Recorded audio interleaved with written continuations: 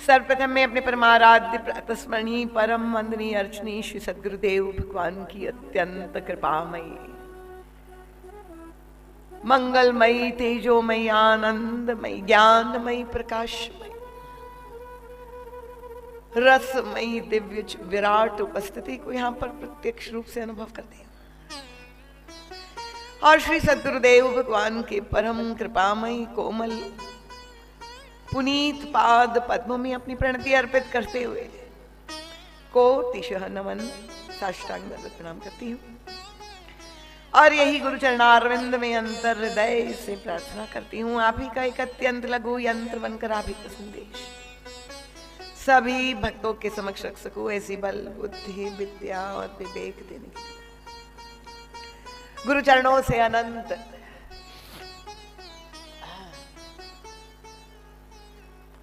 हृदयाशीष कोटिशः मंगलाशीष प्राप्त करके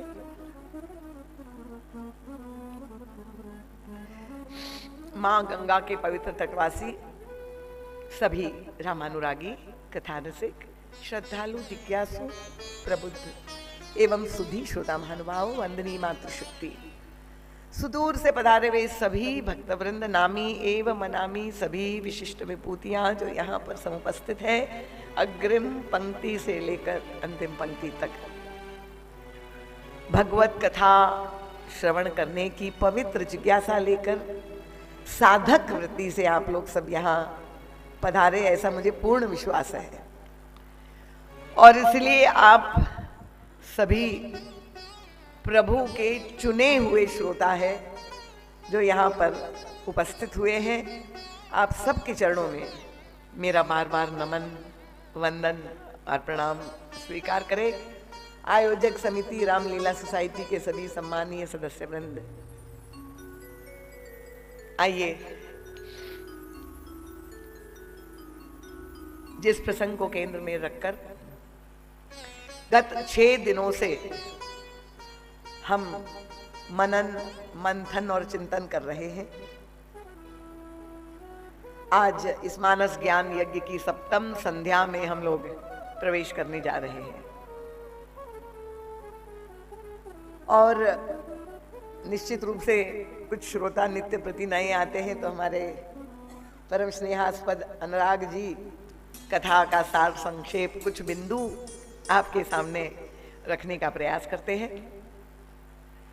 भगवान श्री राम की त्रेतायुगीन लीलाओं को में से राम राज्य की जो लीला है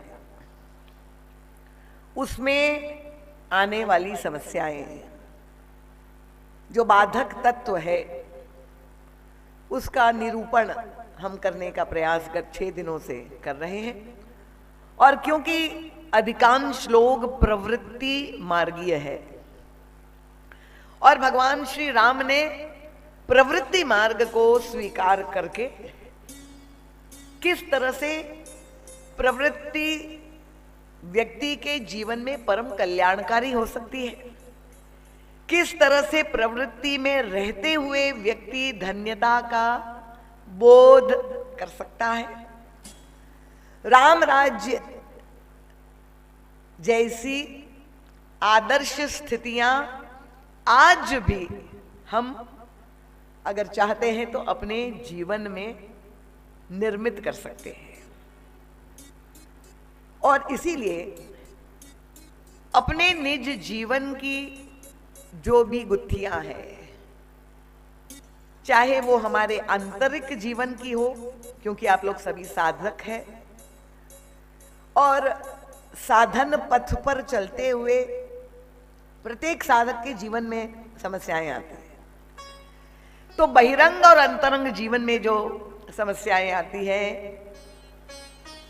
उसका समाधान हम प्रभु के बताए हुए मार्ग पर चलकर आज भी अपने जीवन में जो है इन विकारों पर विजय प्राप्त कर सकते हैं।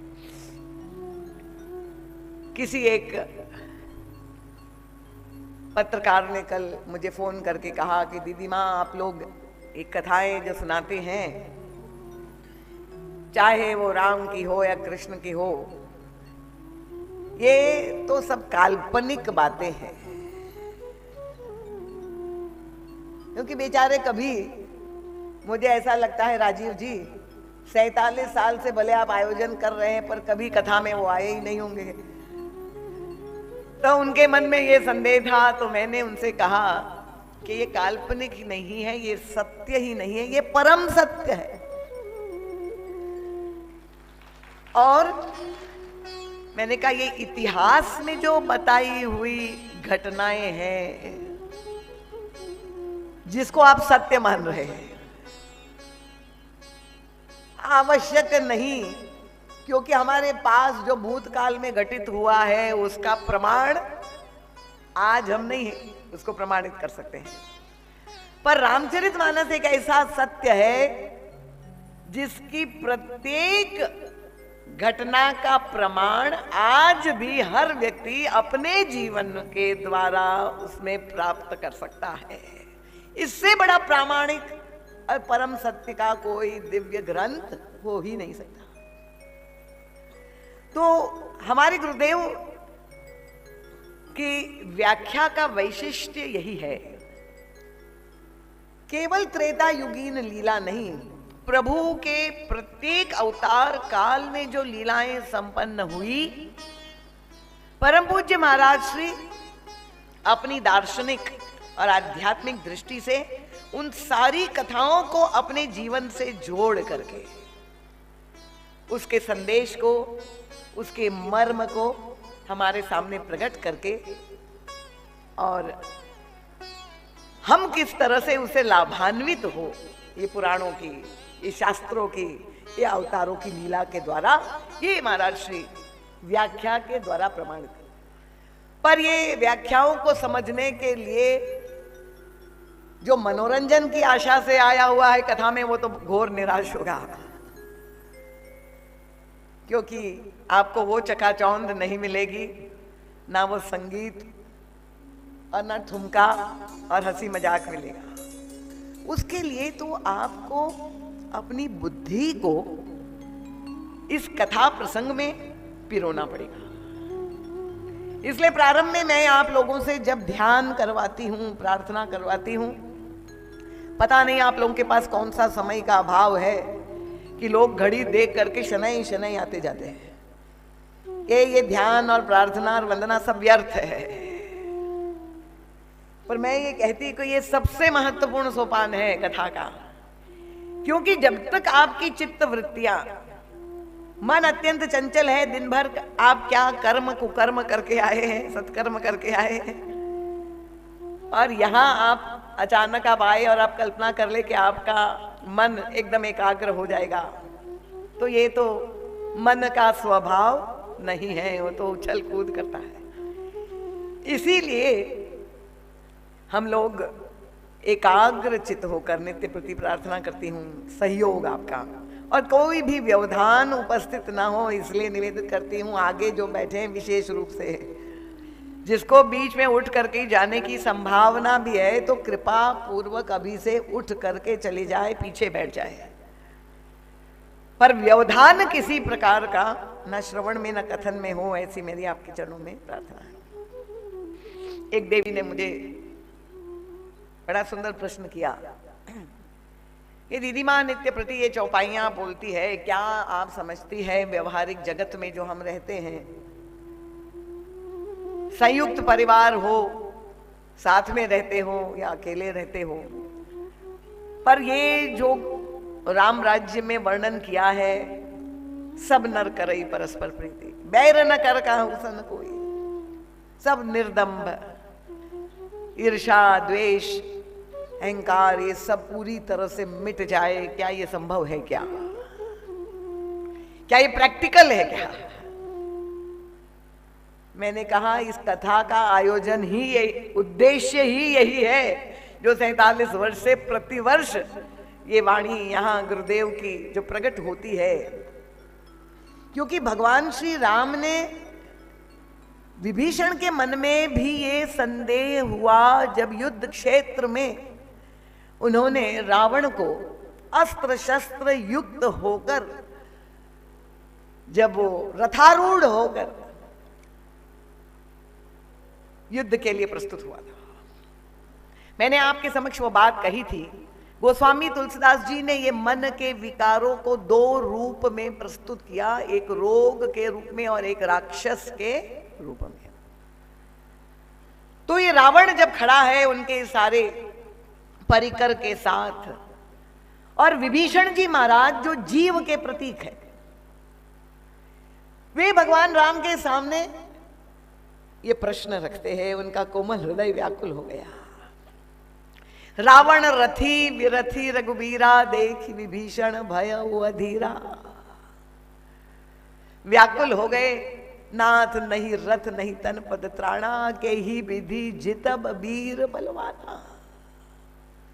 अगर आपके मन में ये प्रश्न है तो कोई आश्चर्य नहीं, विभीषण जी महाराज के भी हृदय में वो दृश्य जब उन्होंने देखा तो व्याकुल हो गए। प्रभु, हम किस तरह से कल्पना कर सकते हैं कि इस इतने शक्तिशाली महाबली शत्रु पर विजय प्राप्त करें। ये भयानक जितने भी राक्षस है। और भगवान राम ने युद्ध क्षेत्र में जो उपदेश दिया उसे आप लोग सब अवगत है। मानस पाठ अवश्य करिए, निवेदन है। और महाराज श्री ने उस उपदेश को एक ग्रंथाकार रूप भी, अपनी व्याख्या बहुत विलक्षण धर्मरथ के रूप में, कुछ वक्ता लोग उसे राम गीता के रूप में जो है वर्णित करते हैं, क्योंकि जैसे भगवान श्याम सुंदर की गीता कृष्ण गीता है, अपने सखा अर्जुन को सुनाई, वैसे ही भगवान राम ने युद्ध क्षेत्र में ही अपने सखा विभीषण को ये सुनाई। वो सारा वर्णन मैं नहीं करूंगी, पर उसके अंत में भगवान राम कहते हैं, महा अजय संसार रिपु, जीत सकई सो वीर, जाके असरथ होई दृढ़, सुनहु सखा मति धीर। और तब प्रभु उस रथ का वर्णन करने लगते हैं जो सद्गुणों का रथ है। और प्रभु ये बताना चाहते हैं कि जिस व्यक्ति ने अपने अंतःकरण में विद्यमान ये सारे विकार रूपी शत्रुओं पर विजय श्री प्राप्त कर ली है, ऐसा व्यक्ति संसार में कभी भी पराजित नहीं हो सकता है। देखिए, ये दृष्टिकोण पूरे विश्व में किसी भी धर्म में आपको नहीं मिलेगा। प्रभु कहते हैं, ये बहिर्मुखी संसार में जो शत्रु विरोधी दिखाई दे रहे हैं, उनसे एक एक से लड़ने की आवश्यकता नहीं है। पहले अपने भीतर बैठे हुए शत्रुओं पर विजय प्राप्त कर ले।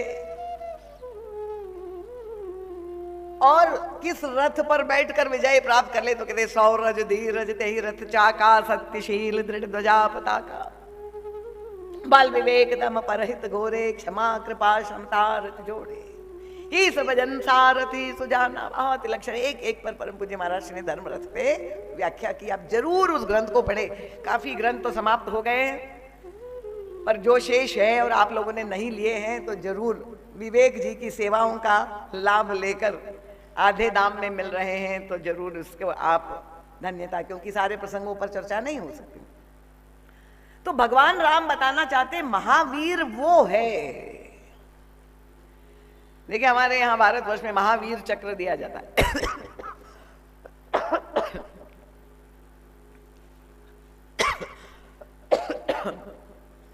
प्रभु कहते हैं, महावीर कौन है? जिसने अपने अंदर के शत्रुओं पर विजय प्राप्त कर ली है। और ये मत समझिए कि इन विकारों पर विजय आप प्राप्त नहीं कर सकते हैं। आवश्यकता है कि पहले हम अपने अंतःकरण के विकारों को पहचाने, उन्हें चिन्हित करें। क्यों मैं कहती हूं कि यह आत्मनिरीक्षण के क्षण है। ये जो मन के रोग है उसकी जटिलता क्या है? क्योंकि हमारा ये जो मशीनरी है जिसके द्वारा हम समझते हैं, आत्मसात करते हैं, ये अंतःकरण चतुष्टय वो जब करप्ट हो गया है, जो रोगग्रस्त हो गया है, इन्फेक्टेड हो गया है, तो मन, बुद्धि, अहंकार, चित्त, ये सूक्ष्म शरीर जिसे कहते हैं अंतःकरण चतुष्टय, उसी के द्वारा ही तो हम बहिरंग संसार के साथ व्यवहार करते हैं। और जब ये मशीनरी रुग्ण है तो होता क्या है कि ये मन का रोगी वो सारे विकार जो उसमें हैं वो बाहर दिखता है, दूसरों में दिखता है। उसको अपने में वो विकार की अनुभूति नहीं होती है। ये सबसे महत्वपूर्ण सूत्र है। और इसीलिए जिन लोगों को बहुत, देखिए, पैनी दृष्टि है और पैनी दृष्टि से जिनको बहुत दोष दूसरों में दिखाई देते हैं, वो सावधान हो जाए कि अगर आपको सब में दोष दिखाई देते हैं तो इसका मतलब ये सारे दोष आपके भीतर है। ये बातें बहुत मीठी नहीं है, सुनने में कड़वी लग सकती है, पर सत्य है। और मानस रूपी दर्पण में हम झांक करके अपना प्रतिबिंब देखने का प्रयास कर रहे हैं।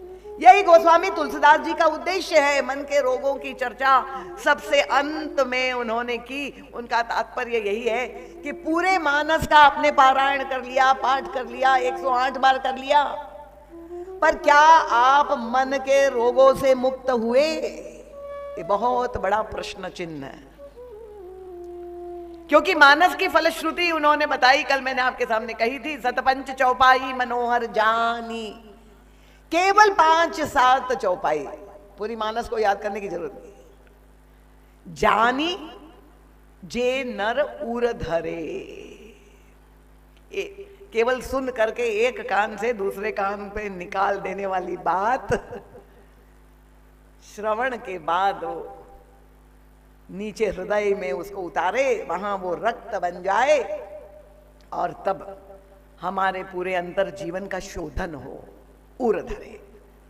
और जो जो व्यक्ति रोग मुक्त होता जाता है उतना ही स्वस्थता अपने जीवन में अनुभव करने लगता है। ये पहला लक्षण है कि व्यक्ति स्वस्थ हो रहा है। अगर आपको लगता है मेरे जीवन में अब खूब शांति है, कोई तनाव नहीं है, तो गोस्वामी तुलसीदास जी कहते हैं कि अगर आप चाहते हैं ये मन के रोगों की चिकित्सा, तो पहली और सबसे महत्वपूर्ण कड़ी है जाने ते जय कछु पापी। ये पापी विकार पहले उसको पहचानो अपने अंदर, दूसरों में नहीं। महाराज जी का संस्मरण मैंने पहले भी आपको सुनाया है। अहंकार कुंभकर्ण है।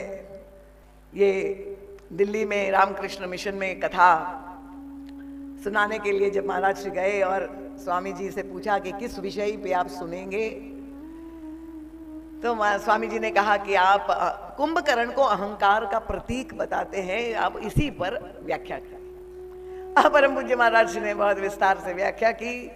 कथा के बाद जब लौट रहे थे तो जो दंपत्ति शिष्य महाराज जी को ले गए थे कथा में, पति महोदय महाराज जी के साथ चल पड़े। गाड़ी में आगे ही सीट दरवाजा खोल के महाराज श्री को बिठाया बड़े श्रद्धा पूर्वक। और क्योंकि महाराज श्री यही हमेशा कथा में कहते हैं कि भाई कथा को आप आत्मसात करें, ग्रहण करें, तो ये महोदय दिखाना चाह रहे थे कि महाराज जी मैंने कथा सुनी नहीं है, समझी भी है। तो उन्होंने विनोद में कहा महाराज जी आपको थोड़ा कष्ट करना पड़ेगा, पर कुंभकर्ण आ जाए तब न चले। ये संकेत उनका पत्नी की ओर था। पत्नी थोड़ी स्थूलकाय थी, पीछे आ रही थी ठुमकती हुई। तो उन्होंने, क्योंकि महाराज श्री ने व्याख्या की थी कि कुंभकर्ण ही अहंकार है, तो उन्होंने महाराज श्री को कहा महाराज श्री कुंभकर्ण आ जाए तब न चले। महाराज जी समझ गए, मुस्कुराने लगे कि कथा का जो परिणाम होना चाहिए था वो नहीं हुआ। पर महाराज जी तो बड़े संकोची सौम्य स्वभाव के, कुछ बोले नहीं, बैठे। थोड़ी देर में देवी जी ठुमकती हुई आ गई, आ करके पीछे सीट में दरवाजा खोल करके जहां बैठी, दरवाजा बंद किया और छूटते ही अपने पति से कहा, आज की कथा तुमने ध्यान से सुनी कि नहीं? आज गुरुजी ने केवल तुम्हारा वर्णन किया कथा में।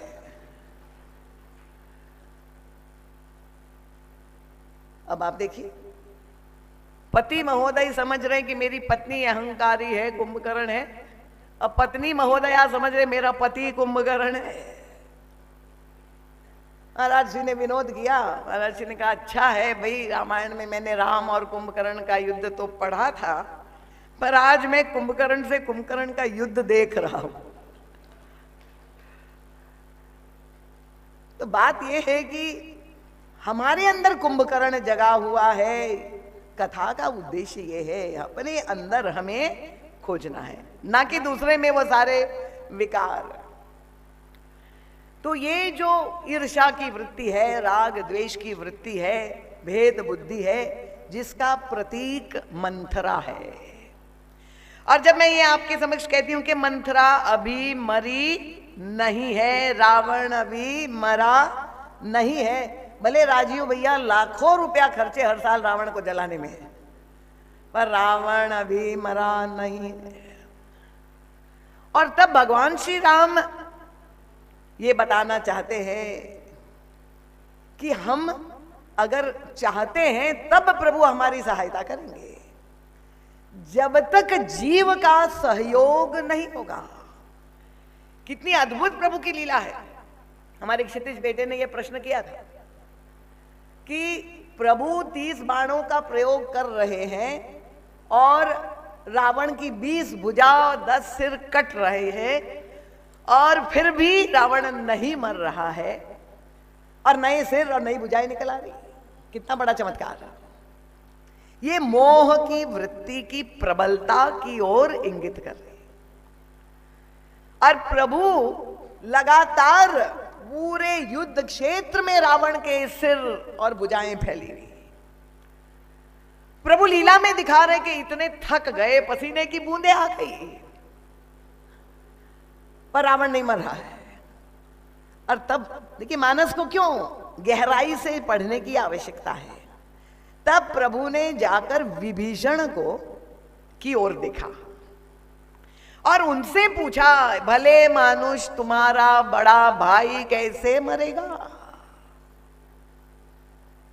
अब प्रभु का उद्देश्य अगर आप नहीं समझे तो आपको लगेगा ये सब विचित्र बातें हैं, प्रभु एक और सर्वज्ञ है, सब कुछ जानते हैं, और यहां ऐसे असमर्थ अल्पज्ञ की तरह प्रश्न पूछ रहे हैं, क्या पहले ही क्यों नहीं मार डाला? पर ये सारी लीलाएं हम सभी साधकों के लिए संदेश है। प्रभु ये बताना चाहते हैं, विभीषण कौन है? ये जीव का प्रतीक है। हम और आप सभी विभीषण है। तो प्रभु ये बताना चाहते हैं कि हे जीव, तेरे सहयोग के बिना, तुम्हारी इच्छा के बिना मैं रावण को नहीं मारूंगा।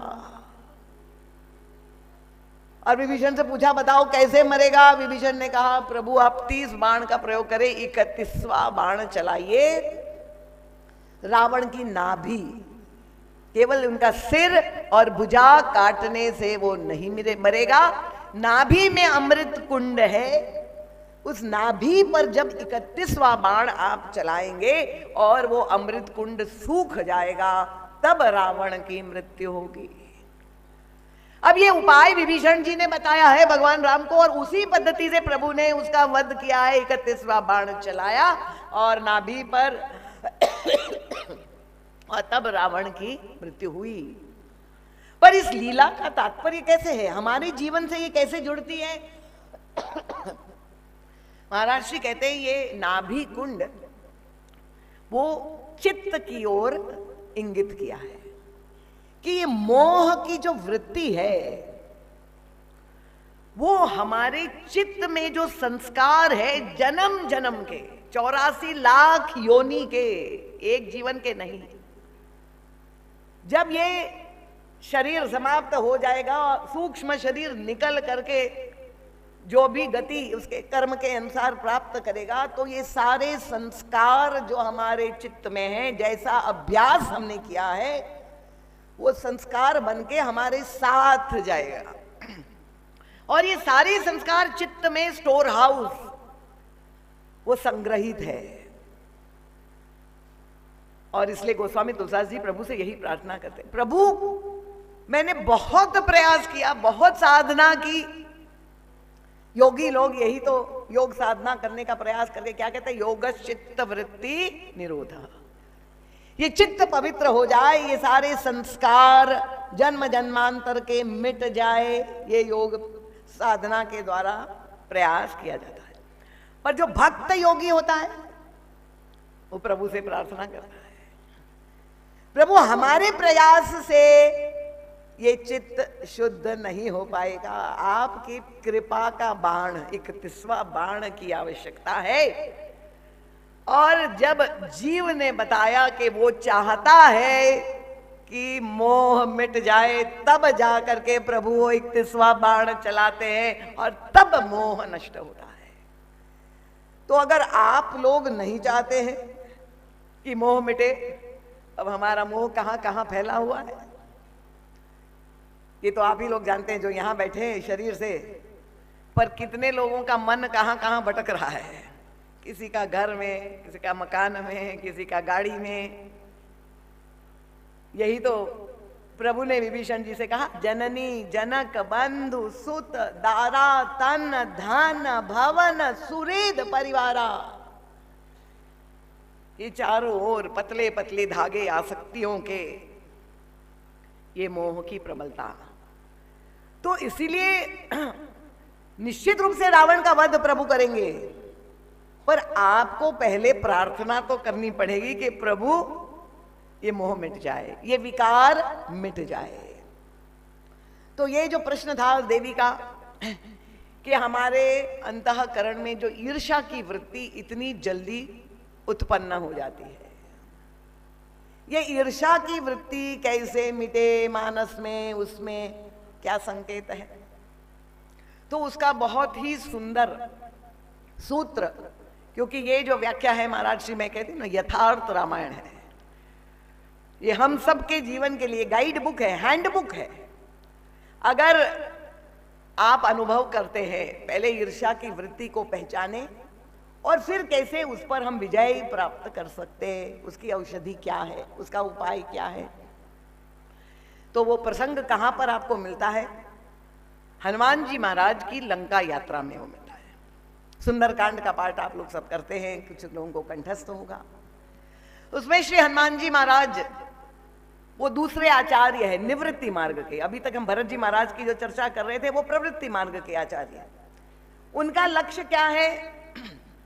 परम लक्ष्य है शांति रूपा सीता को पाना है, क्योंकि सारी प्रवृत्तियों से अपने आप को मुक्त करके वो परम शांति व समाधि का सुख पाना चाहता है। सीता जी परम शांति की प्रतीक है। पर वो जो सीता जी के अन्वेषण का मार्ग है, वहां भी ऐसा नहीं कि विघ्न बाधाएं नहीं है। चाहे निवृत्ति का मार्ग हो, चाहे प्रवृत्ति का मार्ग हो, बाधाएं प्रत्येक साधक के जीवन में अवश्य आती है। अगर आपके जीवन में बाधाएं नहीं है तो आप समझ लीजिए कि आपका मार्ग सही नहीं है। साधन पथ पर बाधाएं साधक के जीवन में उसको उत्कर्ष के लिए, परीक्षाएं जो आती है वो उसको जो है निराश करने के लिए नहीं, उसको प्रमोट करने के लिए, उसको और ऊपर उठाने के लिए परीक्षाएं आती है। तो श्री हनुमान जी महाराज के सामने समस्या क्या थी? पहले तो 100 योजन का समुद्र था जहां पर सारे साथी संगी अटक गए, फिर आया मैनाक, फिर आई सुरसा, और ये सब बाधाओं को हनुमान जी ने पार किया और तेज गति से उनका लक्ष्य था लंका पहुंच के सीता जी को पाना। जहां बढ़ रहे थे वहां अचानक हनुमान जी ने देखा कि उनकी गति अवरुद्ध हो गई, वो आगे बढ़ ही नहीं पा रहे। जब गति अवरुद्ध हो गई, कोई ब्रेक तो लगा ही नहीं थी, वायुयान इतनी तेजी से रॉकेट जा रहा था, पर कौन सी रुकावट आ गई। हनुमान जी ने ऊपर देखा कि कोई खींच रहा है, कोई नहीं, दाएं देखा, बाएं देखा, कहीं कोई नहीं दिखाई दिया। नीचे देखा, नीचे था समुद्र, और समुद्र की ऊपर सतह में तो कोई नहीं दिखाई दिया, पर श्री हनुमान जी महाराज की जो दृष्टि थी, इतनी पैनी दृष्टि के वहां पर गहराई में हनुमान जी को deep down in the ocean एक राक्षसी बैठी हुई दिखाई दी। मानस में गोस्वामी जी ने उसका नाम नहीं लिखा है, पर वर्णन जो आता है चौपाइयों में, निशिचरी एक सिंधु मह रही, करी माया नभ के खग गई, जीव जंतु जे गगन उड़ाई, जल बिलो की तिन कै परिछाई, गह छा सक सो न उड़ाई, यही विधि सदा गगन चर खाई, सोई छल हनुमान कह कीना, तासु कपट कपि तुरत ही चीन्हा, और ताही मारी मारुत सतवीरा, बारिधि पार गयो मति धीरा। देखिए, बहुत लोग आप मेरे साथ ही बोल रहे थे चौपाइयां रटी हुई है। ये सिंगिका कौन है, उसका वर्णन जो आया, आप उसका शब्दार्थ समझ गए होंगे। एक राक्षसी समुद्र की गहराइयों में रहती है और छिप करके रहती है, सामने नहीं आती, बड़ी कपटी है स्वभाव से, और जब उसको भूख लगती है तो समुद्र में तो बहुत सारे जलचर होते हैं, तो बड़े मगरमच्छ होते हैं, वो छोटी मछलियां इत्यादि खाते हैं, पर इसके शौक कुछ विचित्र ही थे। समुद्र में रहने वाले जलचर उसको प्रिय नहीं थे, उसको नहीं खाती थी, किसको अपना ग्रास बनाती थी, जो आकाश में ऊपर उड़ रहे हैं नभचरों को खाती थी। अब विचार करिए, स्वयं इतनी गहराई में समुद्र में है और आकाश में ऊपर उड़ान कोई नभचर कर रहा है, तो क्या इसके मतलब उसके पास कोई निशाना लगाने के लिए धनुष्मान था?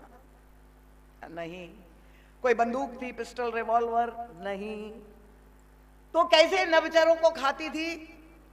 तो बताया कि जो आकाश में नभचर है, उड़ रहे हैं, उसकी छाया समुद्र पर पड़ती, वो छाया को पकड़ती थी, और जहां उस नभचर की छाया को पकड़ती थी उसकी गति रुक जाती थी, वो ऊपर से नीचे गिर जाता था, वो उसको स्वाहा कर लेती थी।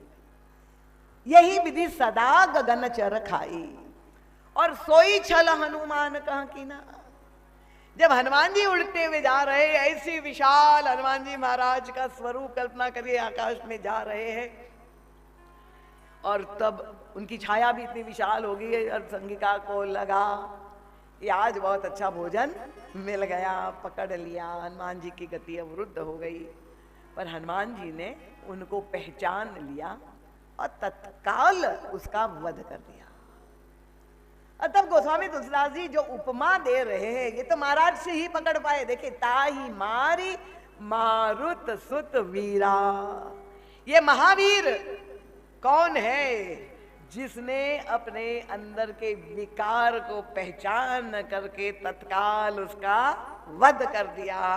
बारिधि पार गयो मति धीरा। महाराज से कहते ये हनुमान जी धर्म रथ पर बैठे हुए जा रहे, ये प्रमाण मिल गया। सौरज धीरज तेहि रथ चाका, शौर्य का गुण व वीरता और धैर्य मति धीरता, ये दोनों पहिए चक्के चल रहे हनुमान जी महाराज, इसलिए सफल हो गए। ये सिंगिका कौन है?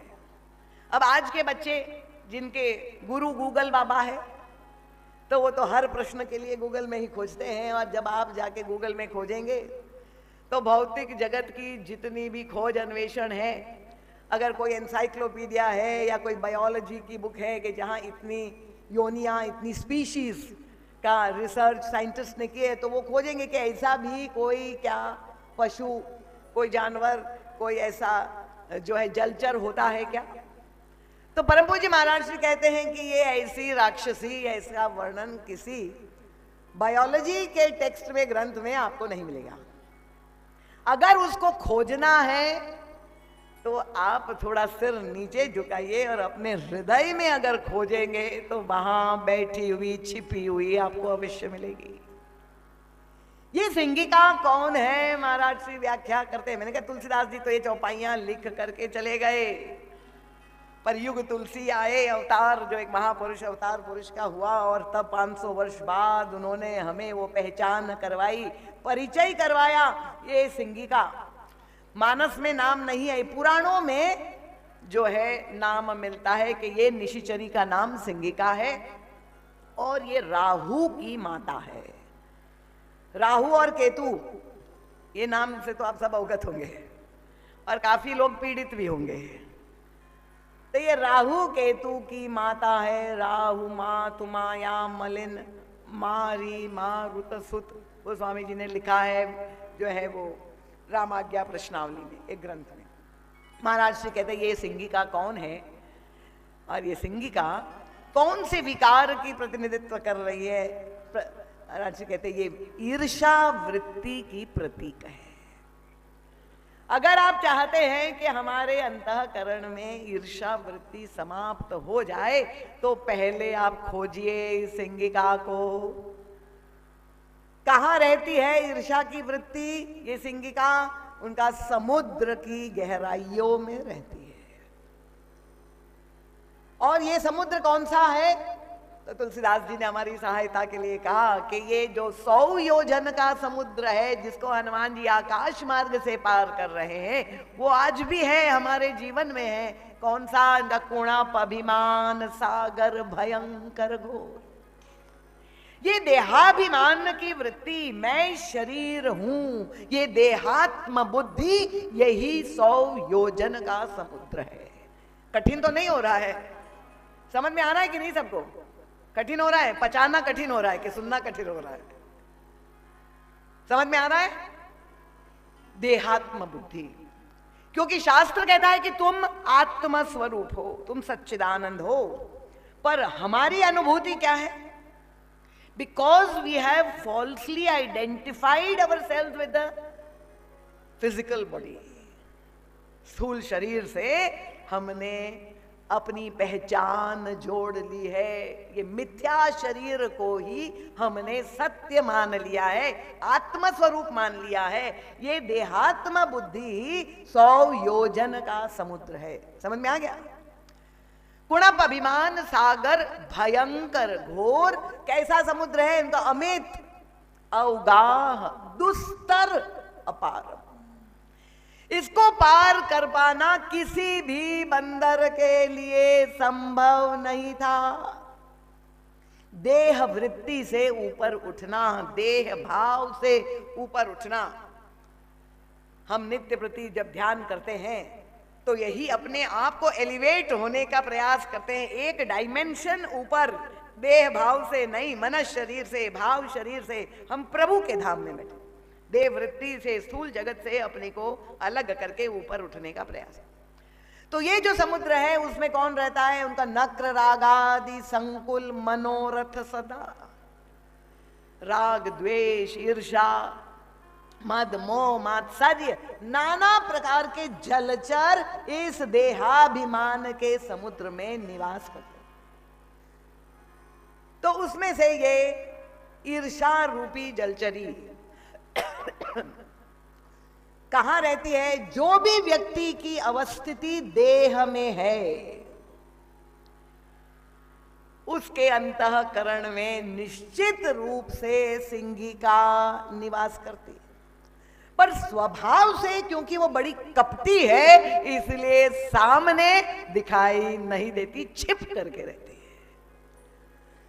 अब आप मिला के देखिए, अगर आपको किसी से ईर्ष्या हो रही है तो कोई व्यक्ति व्यक्त करेगा क्या? वो तो मन ही मन, वो नकारात्मक वृत्ति है। कोई बाहर सामने आकर के प्रदर्शित नहीं करेगा कि मुझे तो इससे बड़ी ईर्ष्या हो रही है। छिपाने का प्रयास करेगा, गहराइयों में, हृदय के गहराइयों में छिपी हुई रहती है। और खाती किसको है ये ईर्ष्या की वृत्ति? उनका जलचरों को नहीं खाती, उसमें कोई स्वाद नहीं है। उनका टेस्ट ही विचित्र है। भाई जो समुद्र में रहते हैं उसको खा लेती, सरल तरीका था। ये इतना बड़ा द्राविड़ प्राणायाम, ऊपर उठने वाले लोगों को, उड़ने वाले को। महाराज श्री कहते यही तो विडंबना है। आपको ईर्षा किससे होती है? जो आपके बराबरी के हैं, जो समुद्र में रह रहे, वो बराबरी वालों से ईर्षा होगी? अनुराग जी, नहीं होगी ना। ईर्षा उससे होगी जो हमसे आगे बढ़ा जा रहा है, जो ऊपर चल रहा है। ये प्रमाण कर रहे हैं, रामायण परम सत्य है। सिंगिका के प्रसंग के द्वारा आप देख लीजिए, फिर मत कहिए काल्पनिक कथा है।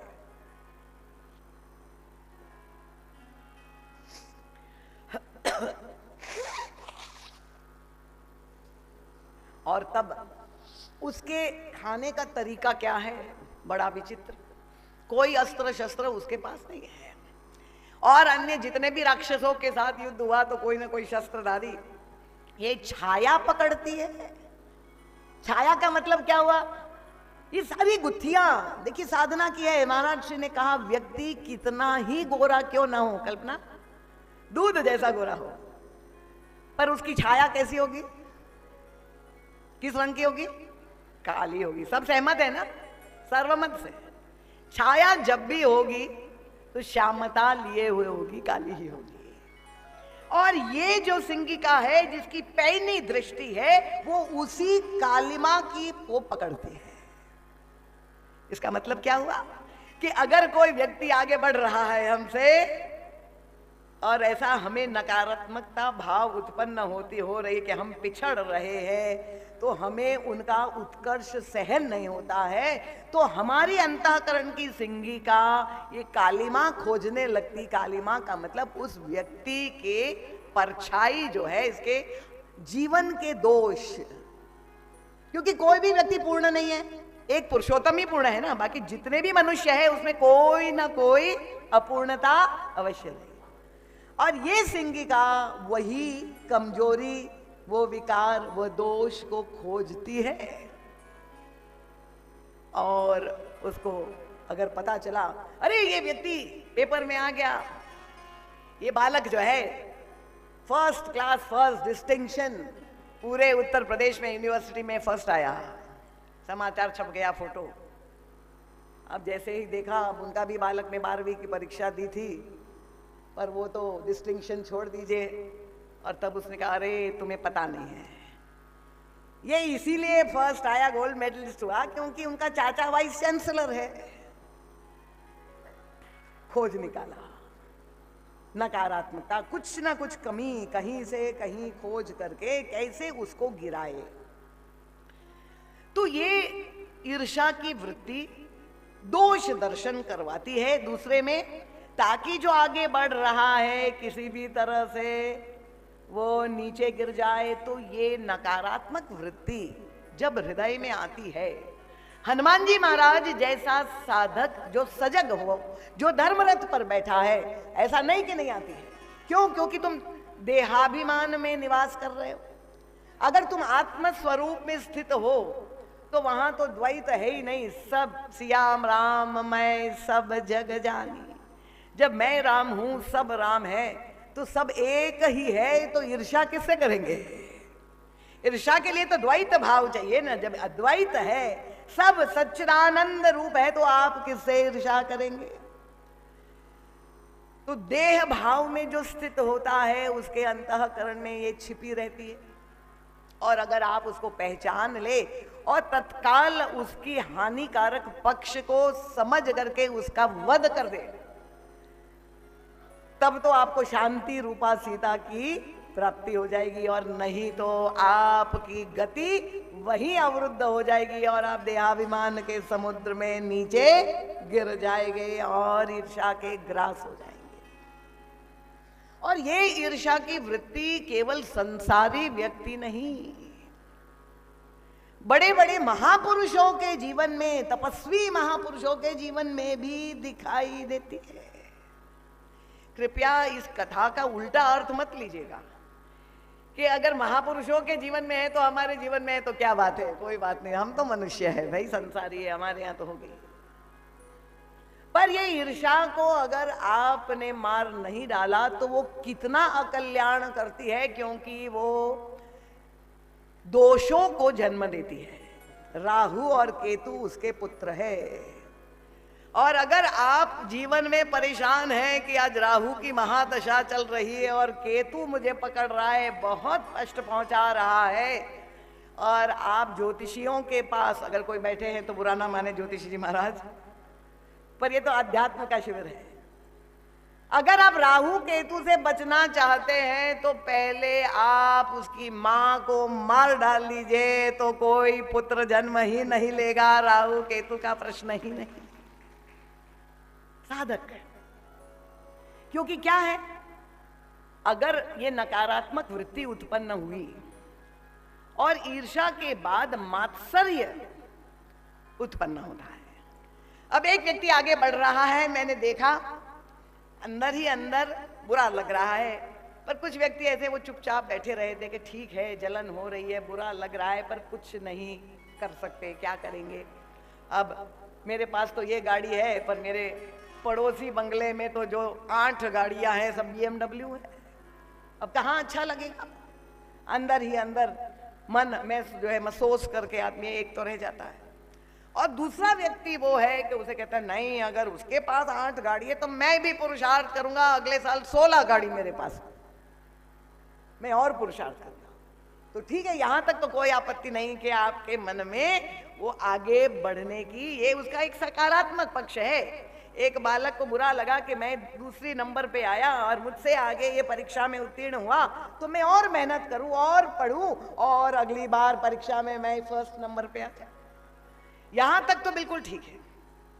पर कुछ लोग ऐसे होते हैं, मैंने कहा मात्सर्य को ईर्ष्या जन्म देती है, कि जब उसने देख लिया ये आगे बढ़ा जा रहा है और मुझ में वो क्षमता नहीं है कि मैं उससे आगे बढ़ जाऊं, उसको पीछे कर दूं, और तब क्या उसकी बुद्धि किस दिशा में चलती है कि किस तरह से उसका विकास रोकूं, उसको गिरा दूं और जा करके इनकम टैक्स डिपार्टमेंट में कह दे कि इनके पास इतना धन छिपा हुआ है और रेड पड़ जाए और उनका सारा धन जब्त हो जाए। मत्तः सरती, मुझसे आगे बढ़ रहा है। और कैसे महाराज जी दृष्टांत देते हैं, उत्तर प्रदेश में ये प्रसिद्ध है टंगड़ी अड़ाना। कोई दौड़ रहा है धावक रेस में, ओलंपिक्स में आप वो दृश्य देखते हैं। ये तो अच्छा हुआ आजकल की टेक्नोलॉजी, कैमरा एक्शन रिप्ले हो गया, सुविधा मिल गई। नहीं तो वो धाविका दौड़ रही थी, बहुत प्रयास किया, नंबर 2 पर थी, आगे नहीं मैं पार पाऊंगी, सामने है, क्या क्या दौड़ते हुए धीरे से जो पहले आ रही थी उसको टंगड़ी अड़ा दी, वो गिर गई और वो आगे आ गई, मेडल मिल गया, जीत गई। परम पूज्य महाराज श्री कहते देखिए, संसार के खेल में, भौतिक जगत में हमने ये नियम बनाए हुए हैं। अब क्या हुआ, एक्शन रिप्ले हुआ और तब पता चला कि इसने टंगड़ी मारी है, तो उसका गोल्ड मेडल छीन ले गया। चलो नहीं, आप अधिकारी नहीं है, आपने फाउल प्ले किया है। पर अंतर जीवन में जब ये प्रवृत्ति मार्ग में रहते हुए हम ये टंगड़ी अड़ाते रहते हैं, तो यहां तो दिखाई दे रहा है व्यक्ति बड़ा सफल हो रहा है, बड़ा उत्कर्ष कर रहा है। महाराज जी ने कहा यहां भले उसकी बड़ी सफलता मिल जाए, वो अरबपति करोड़पति हो जाए, पर ऊपर जब जाएगा तो सारे मेडल उसके छीन ले जाएंगे, वहां वो सफल नहीं हो सकता। तो मात्सर्य को जन्म देने वाली ये ईर्ष्या, और मंथरा के हृदय में वही तो हुआ कि जलन हुई। पूजे सी लोगों ने कहा छाऊ राम तिलक सुनी भा उरदाहू, वो जलन हुई, ईर्ष्या हुई, और उसने बाद में क्या चुप्पी नहीं साध ली। उसने कहा कि मैं किस तरह से राम राज्य को रोक दूं, करई विचार कुबुद्धि कुजाति, कोई अकाज कवन विधि राती। तो इसलिए आपने ईर्ष्या की वृत्ति को पहचान लिया, सबने पहचान लिया, नहीं पहचाना? ये तो एक ही सज्जन ताली बजा रहे हैं। अगर नहीं पहचाना है तो महाराज जी का हनुमत चरित्र नाम का ग्रंथ है, उसको और पढ़ लीजिए तो और आपको स्पष्ट हो जाएगा। और ये महापुरुषों को भी उसके अपवाद नहीं है। पुराणों में ये सारी कथाएं जो आती है, विश्वामित्र और वशिष्ठ उस युग के दो महापुरुष, पर उन दोनों में भी ये समस्या दिखाई देती है। और कहां से प्रारंभ होती है कि राजा के रूप में विश्वामित्र जी जब वशिष्ठ के यहाँ गए, और वशिष्ठ यद्यपि वन में रहते थे, पर जब उसने देखा कि हमारे देश का राजा आया है तो भव्य स्वागत किया राजोचित। और राजा विश्वामित्र को आश्चर्य हुआ कि वन में रहने वाला मुनि ये इतनी 5 स्टार फैसिलिटी कहां से ले आया। और जब उन्होंने पूछ दिया तो उन्होंने बता दिया निश्चल भाव से, मेरे पास ये कामधेनु की कन्या नंदिनी है, उससे जो भी मांगता हूं वो मेरी कामना पूरी कर दे। अब कामना की पूर्ति का उपाय गृहस्थ के लिए जो बताया गया कि तुम कामना रखो, उसमें कोई आपत्ति नहीं, पर तुम कर्म करो, पुरुषार्थ करो और अपनी कामना को पूरी करो। पर राजा के हृदय में लोभ जागृत हुआ कि भैया बिना कुछ किए सब कुछ मिल जाए। इसका मतलब कामधेनु का मतलब क्या है? करना कुछ ना पड़े, बस कामना करो और सब मिल जाए। पर मैंने कहा लोभ की वृत्ति के साथ दो अगर एक वस्तु और जुड़ जाए, इच्छा है, कामधेनु पाने की इच्छा है, पर अगर उसके साथ दंभ जुड़ गया तो फिर वो असंभव हो जाता है। यही विश्वामित्र राजा के व्यवहार में दिखाई दिया। उसने पूछा, महाराज गुरु वशिष्ठ, आपके पास ये गाय है, वन में आप रहते हो, आपको दूध दही घी चाहिए, तो आपको इस एक गाय के बदले में मैं 10,000 गाय दे देता। ये एक गाय आप मुझे दे दीजिए, और इस गाय की सार्थकता भी नहीं है आपके यहाँ। भाई आप मुनि जी है, तपस्या कर रहे हैं, आप क्या करेंगे? गाय अगर मेरे पास आ गई तो मैं राजा के रूप में उसका सदुपयोग कर। देखिए सीधे नहीं कहा कि मुझे चाहिए, कह रहे आपके पास जो गाय है उसका आप पूर्ण उपयोग नहीं कर पा रहे, घुमावदार ढंग से पाना चाहते। पर वशिष्ठ जी ने कहा कि कामधेनु गाय तो केवल संत के पास हो सकती है, गृहस्थ के पास नहीं हो सकती, मैं नहीं दे सकता।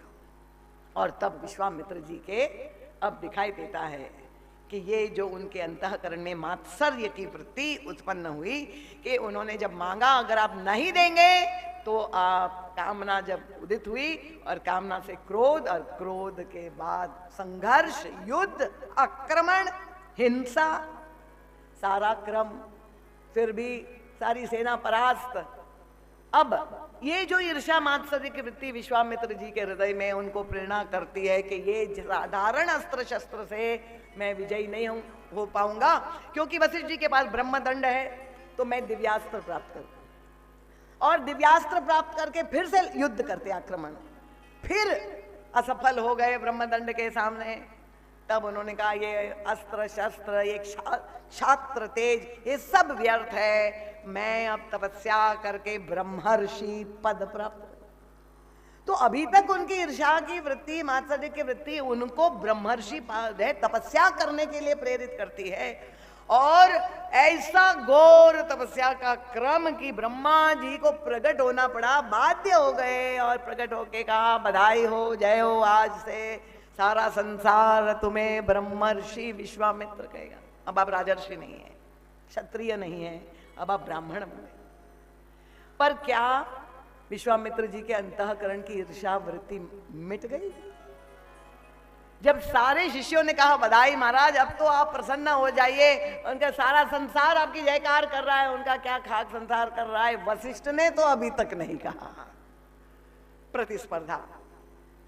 अब महाराज जी कहते कि यही भगवान श्री राम के पार्षदों को, क्योंकि वो कथा तो बहुत लंबी है, यहां तक कि अंत में विश्वामित्र और वशिष्ठ पक्षी बनकर के श्रीमद् भागवत में आता है, हजारों वर्ष तक लड़ते रहे, और विश्वामित्र ने वशिष्ठ जी के सारे पुत्रों का संहार कर दिया। इतनी द्वेष की भावना, और उससे भी संतुष्ट नहीं हुआ कि अंत में वो वशिष्ठ का वध करने के लिए उनकी कुटिया में घुस गए। अब आप देखिए ये मात्सर्य और ईर्ष्या की वृत्ति कहां तक अनर्थ कर सकती। वो कथा तो आप सब जानते हैं, पर महाराज श्री हमारा ध्यान आकर्षित करते हैं कि हमारे भरत जी महाराज, प्रभु के पार्षद हनुमान जी महाराज, लक्ष्मण जी महाराज, उनकी लीला में उनके भी हृदय में टटोल करके देखेंगे कि उनमें ईर्ष्या मात्सर्य दिखाई देती है। तो वैसा ही प्रसंग मिलता है मानस में, पूरक प्रसंग कि क्योंकि भरत जी महाराज तो अब अयोध्या के राजा के राजकुमार के रूप में सारी प्रजा को लेकर के जब जा रहे चित्रकूट प्रभु का दर्शन करने, मार्ग में प्रयाग में भरद्वाज मुनि का आश्रम पड़ता है। अब प्रभु रुके थे तो भरत जी महाराज भी रुक गए, और जब ऋषि ने देखा कि जो है राजकुमार आए हैं तो पहले तो उन्होंने कह दिया कंदमूल फल आना हो जाए, जो उनके पास था कुटिया में, पर बाद में एकांत में सोचने लगे भरद्वाज मुनि, मुनि ही सोच क्या पाहुन बड़ देवता, तो तस पूजा चाहिए, पाहुन बड़े नेवता तस पूजा चाहिए जैसा देवता। ये तो गलत हो गया, राजकुमार पधारे हैं तो उनके अनुरूप राजोचित स्वागत करना चाहिए, पर क्या करें उनके पास तो कोई संसाधन नहीं थे। अभी सोच ही रहे थे कि सारी रिद्धियां सिद्धियां उनकी कुटिया में प्रकट हो गई, और सब हाथ जोड़ करके नमन करके प्रार्थना करने लगी, आय सुदेव सो करे गुसाई, आप आज्ञा करिए, क्या सेवा हम कर सकते हैं। रिद्धि सिद्धियां आ गई, और तब भरद्वाज मुनि ने ये कहा कि राम विरह व्याकुल भरत, क्योंकि प्रभु आप जानते हैं भरत जी महाराज की जो स्थिति थी, तो सानुज सहित समाज पहुनाई करी हरहु श्रम, कहा मुदित मुनिराज। मैं चाहता हूं कि ये इतने श्रमित है, विरह से व्याकुल है, आप लोग ऐसी सेवा कर लीजिए सारे अयोध्या वासियों की, भरत जी महाराज की, कि उनका सारा श्रम हरण हो जाए। और रिद्धि सिद्धियों ने सुना, उन्होंने कहा तत्काल आज्ञा, और सारा अद्भुत बस वातावरण बदल गया, चमत्कार स्वर्ग जैसे सुख भोग सारे मुनि जी की कुटिया में प्रकट हो गए। अब अयोध्यावासी चकित हो गए कि इतना सुख सामग्री ये कहां से आ गई अचानक। और भरत जी महाराज के लिए महल, सोने का पलंग, सारी अप्सराएं एक से एक सुंदरियां सेवा में तत्पर, सारे 56 भोग। भरत जी महाराज इन सारे वैभव के बीच में, सारे सुखों के बीच में देख करके उनकी प्रतिक्रिया क्या है देखिए। हमने विश्वामित्र जी की प्रतिक्रिया देखी, वशिष्ठ जी ने जब राजोचित स्वागत किया तो उनके मन में वही पाने की इच्छा हो गई, पर भरत जी महाराज की प्रतिक्रिया क्या है, वैसा ही उनके सामने राजोचित स्वागत हुआ। पर भरत जी महाराज इन सारे भोगों को किस रूप में देख रहे हैं। और तब गोस्वामी तुलसीदास जी ने एक बहुत ही सुंदर दृष्टांत, प्रकृति का एक रूपक के द्वारा, क्योंकि वो कवि श्रेष्ठ है, साहित्यिक श्रेष्ठता भी उनको है, किस तरह से उसको प्रस्तुत करना, उन्होंने चकवा चकवी का दृष्टांत दिया।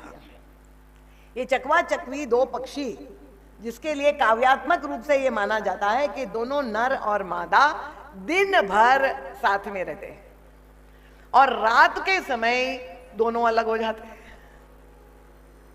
हम लोगों का क्रम ठीक उल्टा है, दिन भर भले कहीं बाहर क्षेत्र में काम करे, पर रात के समय एक हो जाते। ये चकवा चकवी देखा कि वो दोनों नदी के दो किनारे जा करके क्या करते हैं, रात भर रोते रहते हैं और एक दूसरे को पुकारते रहते हैं। तो एक बालक को लगा कि ये जो बात है कुछ समझ में नहीं आई। उसने कहा कि एक उपाय किया जाए। दिन में जब ये दोनों साथ में थे, उन्होंने एक पिंजड़े में दोनों को बंद कर दिया। उनका अब हम देखते हैं रात में जब वो अलग हो ही नहीं सकते तो अब वो क्या करेंगे, क्योंकि जो रात में वियोग हो जाता है और वो रुदन करते हैं, अब जब एक साथ बंद कर दिया पिंजड़े में तो कहां जाएंगे। और क्या देखा उस बालक ने, आश्चर्य कि रात में जब रात पड़ी, अब दोनों पिंजड़े में ही हैं, पर दोनों अभी तक जो साथ में थे वो एक दूसरे को पीठ कर दी उन्होंने। विमुख हो गए और विमुख होकर के रात भर एक दूसरे को पुकारते रहे, रोते रहे। गोस्वामी तुलसीदास जी ने इसी रूपक का प्रसंग भरत जी की मनस्थिति को प्रस्तुत करने के लिए कहा। उनका संपत्ति चकई भरत चक्क मुनि आय सुखिलवार। ये मुनि जी ने रिद्धि सिद्धियों को जो बुलाया भरत जी के स्वागत के लिए, वो बालक का खेल की तरह कि एक पिंजड़े में दोनों को बंद कर दिया जाए, नर मादा, तो कौन है? उनका संपत्ति ही चकई है और भरत चक्क है। काव्यात्मक उत्प्रेक्षा। संपत्ति चकई भरत चक मुनु आय सुखिलवार, ते ही निसी आश्रम पिंजरा राखे भाभिनुसार। इन सारे ऐश्वर्य के भोगों के बीच में जैसे चकवा चकवी विमुख हो करके पुकारते रहे, भरत जी महाराज सारी संपत्ति के बीच में सोच क्या रहे। अब गोस्वामी जी का कैमरा तो बेडरूम में भी प्रवेश कर लेता है। हम लोग होते और हमारे लिए इतनी व्यवस्थाएं कर देते तो सबसे पहले मखमली चद्दर और एसी ऑन और तुरंत ही चद्दर तान करके ऐसा कुर्राटे लेते। अच्छा हुआ यहां कोई तान के नहीं सो रहा है कि इतना विश्राम मिल गया, इतना सुख मिल गया। पर भरत जी महाराज सारी अनुकूलता के बीच में, सारी संपत्ति के बीच में बैठ करके क्या सोच रहे हैं? गोस्वामी जी ने कहा, मुनि प्रभाव जब भरत बिलोका। भरत जी का ध्यान कहां चला गया? उनका ये इतना ऐश्वर्य, ये इतनी संपत्ति कैसे आई? उनका ये मुनि जी की जो रिद्धि सिद्धि है, जो उनमें प्रतिभा है, उसका चमत्कार है, उनके तपोबल का चमत्कार है कि इतना जहां सुख की सामग्री दूसरों के लिए वो परोस सकते हैं, इतना बल जिसमें है, वो स्वयं कैसे रहता है? देखा, वो तो कुटिया में रहते हैं, कंदमूल फल खाते हैं। दूसरों को 7 स्टार फैसिलिटी देने वाले स्वयं केवल कंदमूल फल करके तपस्या करते हैं। भरत जी का ध्यान चला गया। इसका मतलब तो ये हुआ कि एक और विपुल भोग है और एक और ये तपस्वी मुनि है। इन दोनों में से बड़ा कौन है? भोग बड़ा है कि तप बड़ा है? और तब भरत जी महाराज यही चिंतन करते हुए मुनि प्रभाव, उनके तपोबल को, उनके वैराग्य को, उनके त्याग को, वही चिंतन करते रहे रात भर और प्रभु का भजन करते हुए कि ये भोग व्यर्थ है और इसलिए मुनि जी तप कर रहे हैं, भले उन्होंने व्यवस्था कर दी हो। तालियां कमजोर है, इस मतलब तप के पक्षधर कानपुर वासी नहीं है। देखिए आप लोगों के लिए कितना सुंदर वातानुकूलित वातावरण यहाँ लाजपत भवन में हमारी रामलीला सोसाइटी वाले राकेश भैया ने सबने मिल करके किया है। पर अगर आप यहाँ आ करके इतनी अच्छी सुविधा मिल रही है और आ करके कुर्राटे भरने लगे और फिर कह दे, एक पतिदेव ने कहा, व्यंग हम लोगों ने मजाक में किया कि आपकी पत्नी सोती है, उनका राम राज्य है दीदी माँ। तो अगर ये सारी अनुकूलता आपको मोहनिशा में सुला रही है, भरत जी महाराज सजग हो करके चिंतन कर रहे हैं। ये क्यों आपको अनुकूलता बनाई गई? क्योंकि वहां जो व्यवधान उपस्थित होता था, वर्षा के रूप में, कीड़े के रूप में, ट्रैफिक का आवाज, साउंड, और ये उन लोगों ने समझा कि ये एक ऐसा शिविर है जहां व्यक्ति को तन्मय तदाकार होकर के कथा रूप बन जाना है, उसमें डूब जाना है। इसलिए बहिरंग जितने भी व्यवधान हैं वो कम से कम हो जाए। अंतःकरण के व्यवधान के तो मालिक आप ही है, उसमें मैं कुछ नहीं कर सकती। मैं केवल ध्यान करा सकती हूँ, प्रार्थना कर सकती हूँ, आपके मंगल की कामना कर सकती हूँ।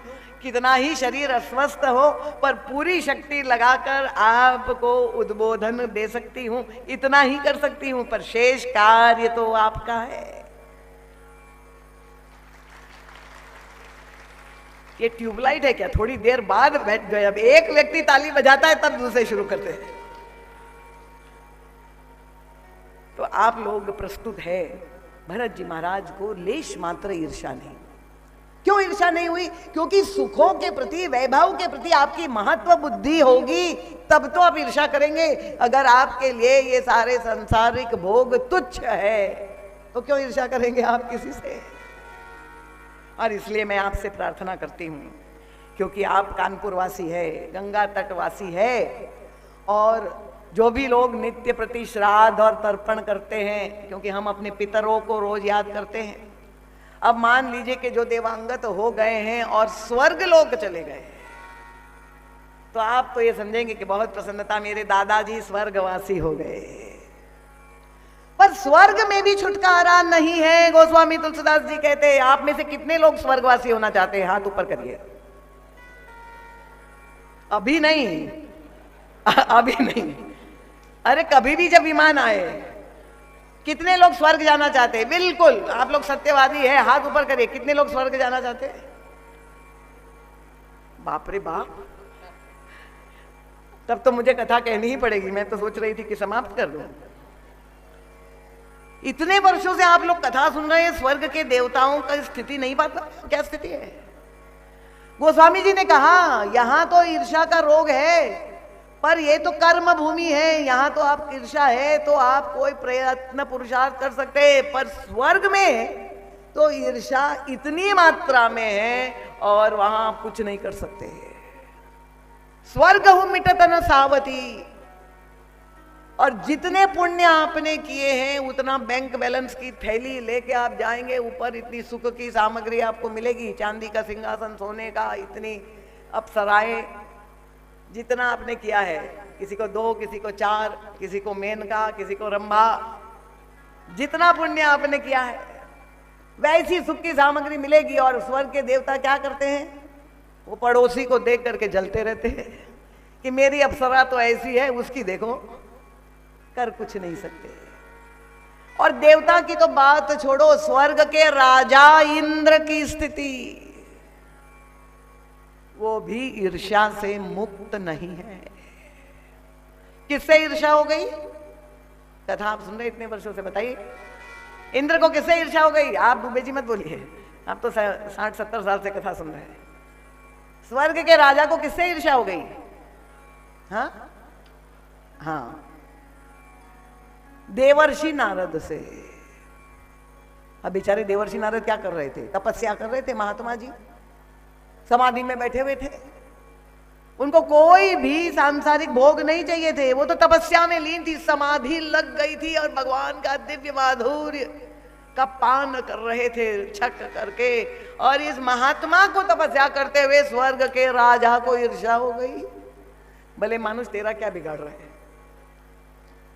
इतने अश्वमेध यज्ञ करके इंद्रपद मिलता है, 100 अश्वमेध यज्ञ, और उसके बाद भी आपका जब तक पुण्य है तब तक आपका पद, ये नहीं कि हर 5 साल में सिंहासन डोलता रहता है, नहीं, उतने दिन तक सुरक्षित है। और फिर लाइन में जितने जितने लोगों ने 100 यज्ञ किए हैं उनका नाम क्रमशः आएगा।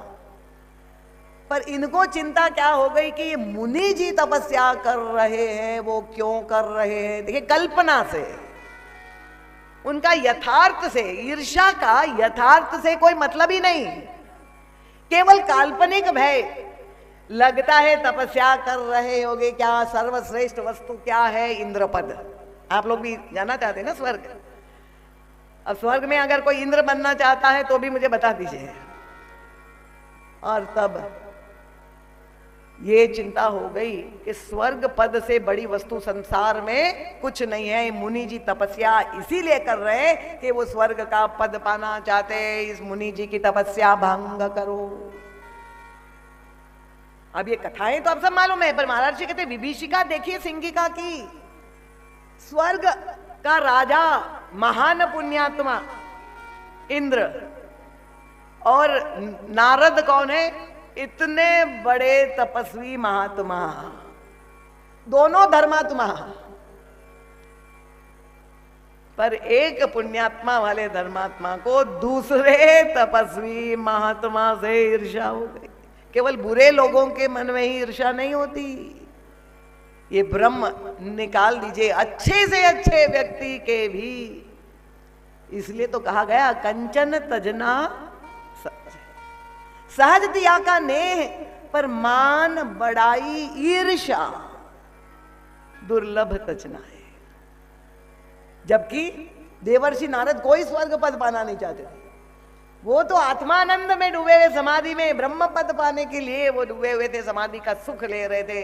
पर जैसी मनोवृत्ति होती है मानस रोगी की, वही दूसरे में वो आरोपित करता है। और तब कामदेव को भेजा, और कामदेव, अब इंद्र जो है रुग्ण, कोरोना वायरस का पेशेंट, और ये सारे वायरस छूत के रोग, वो कोरोना वायरस ले करके कामदेव आया स्वर्ग लोक से मृत्यु लोक, देवर्षि नारद के पास उनकी समाधि को तोड़ने के लिए कामदेव ने सारी कला प्रकट की, पर मुनि जी पर कोई प्रभाव नहीं पड़ा।